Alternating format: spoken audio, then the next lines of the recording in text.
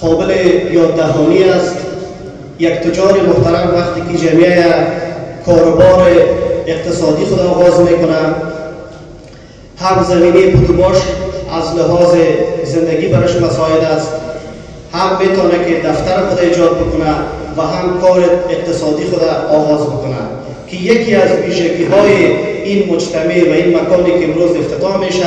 در سطح ولایت کندوز همین ویژگی است.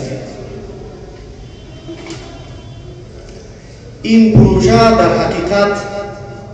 گام ارزنده و بسیار مهم در راستای رشد اقتصاد ملی و محلی به شمار میره و همچنان زیباسازی شهر و ارتقای سطح زندگی شهروندان از طریق این پروژه بزرگ انشاءالله به گونه درست تامین خواهد شد.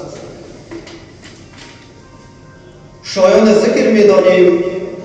در طراحی و ساخت این مکان معیاری در ولایت کندوز تلاش‌های جدی به خرج رفته است تا معیارهای نوین انجینیری، نکات مهم ایمنی، دسترسی آسان و آسایش ساکنان و مشتریان به گونه درست رعایت گردد که ما امروز شاهدش هستیم. مجتمع جلیلی در ولایت کندوز نه تنها مکان برای داد و ستد و سکونت بلکه نماد از آینده روشن، سرمایه گذاری سالم، امران، پیشرفت و بازسازی است. قسمی که جناب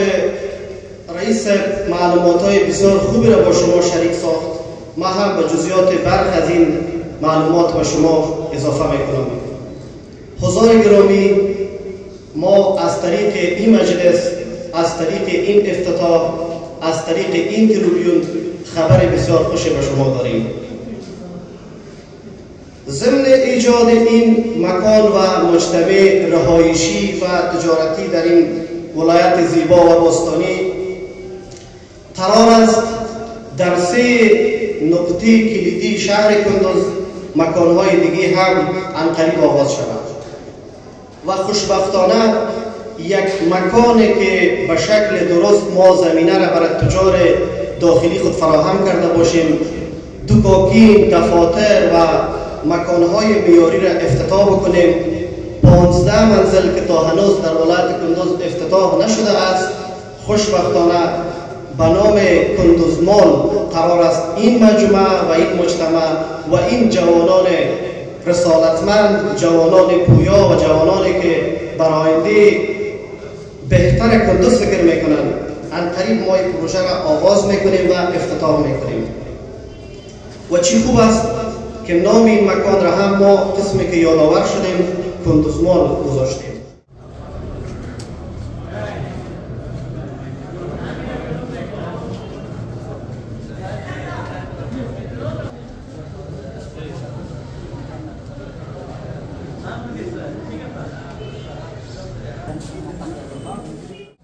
در حدود 1000 متر مربع البته مساحت جایش است، 1000 متر مربع مساحت جایش است و حدود $2 میلیون سرمایه گذاری شده که البته این 7 طبقه ساخته میشه که 4 طبقه تجاری و 3 طبقه دیگه از رهایشی. البته طبقه تجارتی از فعلا افتتاح شده، این ما شاهد بودیم که افتتاح شد و رهایش هم ان شاء الله آخری کاراش زیر کار است، افتتاح میشه. در بخش ساخت و ساز از این کدام معیاراتی در نظر گرفته شده، با کدام ویژگی‌های ساخته شده؟ این در بخش ساخت ساز از این کدام معیاری که مدرن است، کدام چیزی که فعلا در مد روز است، گپی مردم ما شما و نمو گپا را ما در نظر گرفتیم از نگاه حریقش به کل گپایی که خلاصه در یک آپارتمان در یک مجتمع رهایشی که لازم بوده ما در نظر گرفتیم، البته به معیارهای روز.